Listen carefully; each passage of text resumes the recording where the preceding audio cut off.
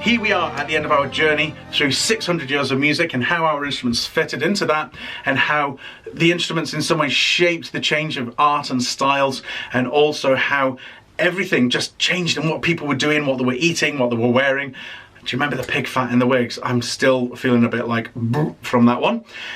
Next period we're going to talk about is the last one that I'm covering. We do have some more coming on to the modern day, but for me this is where we change, and I think it's an important place just to wrap up this little series, is the classical period, 1730 to 1820. It's a very short time, it's not even 100 years, but it was a very critical time. The famous composers that you would have heard of from them are Haydn. Haydn wrote a trumpet concerto. Haydn wrote this massive piece for a new instrument that had just been invented. It's the biggest piece as a trumpet player that we have. However, it was only written for one person who had one instrument, so at the time it wasn't that popular. But because it's Haydn and he's like a super big famous composer, we love it as trumpet players, so we play it all the time and talk about it all the time, and it's a great piece. Trombone players were starting to come back. You remember they kind of went quiet a little bit during the Baroque time because trumpet players were being too noisy and as usual.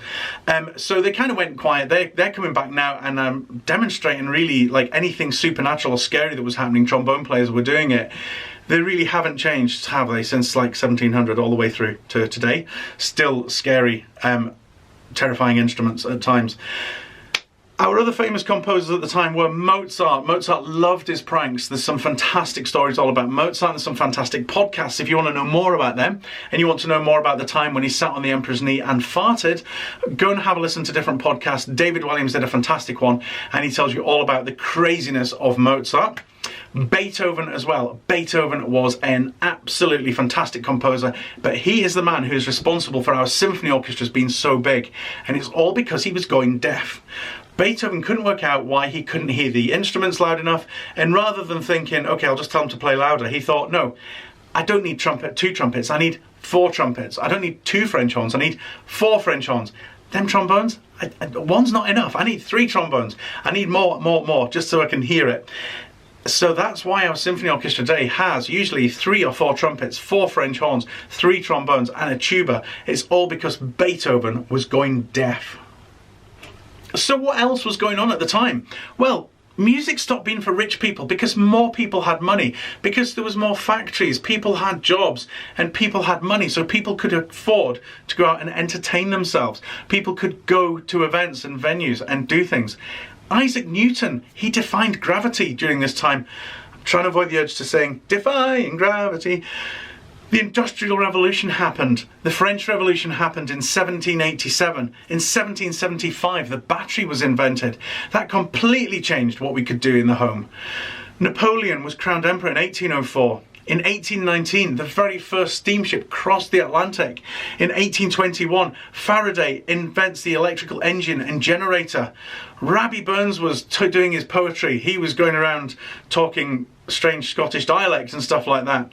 Jane Austen was writing her novels that went on to inspire everything, even today, like Downton Abbey. It's all very kind of like Jane Austen stuff. All of this stuff was happening at the time. The new instruments at the time were the clarinet. Mozart loved the clarinet. He loved a bit of clarinet in there. The piano has got 230 strings in it. It's got multiple strings for each note, so it makes a big, good sound. And when you hit down on the key, the hammer hits the strings and makes the noise, whereas before in the Baroque time we had the harpsichord, where a thing used to come up and pluck the string, which gave it a very tinny sound. The piano is much more refined with its kind of felt covered hammers. However, those 230 strings are held together with a super strength iron frame, and that iron frame has to hold the combined pressure of all of those strings together. Now, next time you're looking at a piano, don't just think, whoa, all them keys and everything else. Have a think about inside that. There's a battle going on, because inside a piano, that iron frame is holding together 20 tons of power. It's holding all them strings, which is 20 tons of power. That's the equivalent of 3 elephants worth of tension inside the instrument. Amazing stuff. Trumpets in this period would play simply in the orchestra. We went back to our kind of fanfare style. The art of trumpet playing really stopped in the Baroque period, and we went back to kind of more military style fanfares. There was lots of reasons for this. The 100 Years' War had happened. Metal became very rare and scarce, so anything lying about that was metal was going to get turned into weapons. Same problem with trombones as well. Trombones were used in the orchestra as well to kind of beef up the bottom end and also create tension. Things like Mozart as well. Mozart used to signify supernatural and spooky stuff with the trombone. So every time in Mozart you hear a trombone, something scary is going on. I really hope you enjoy this little piece that we've got for you. This is the incredible, incredible Ode to Joy. It's from Beethoven's Ninth Symphony. It's said at the end of this piece that he couldn't hear the audience clapping, so he didn't turn around to take a bow because he thought he had failed. He thought his big final symphony was a complete disaster. So he didn't take a bow until the lead violin player got up and tapped him on the shoulder and turned him round, and he could see everybody stood on their feet and cheering like he was a rock star. Really hope you've enjoyed this little look at classical music all the way through. It's the foundation of what we do today. It's the foundation of everything that we do today, and it's really important to keep that history alive. It's really important to be playing these older pieces because they are the foundation of our instruments. And I think that's the message really from this for me, is that trumpet playing, we tend to play fanfares in the orchestra really from the classical period and onwards.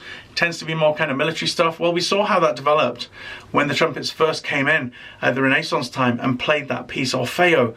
We saw how that changed and developed, and then we saw how the trombones went from being superstars and gradually, became kind of an accompanying instrument and part of a texture within the orchestra.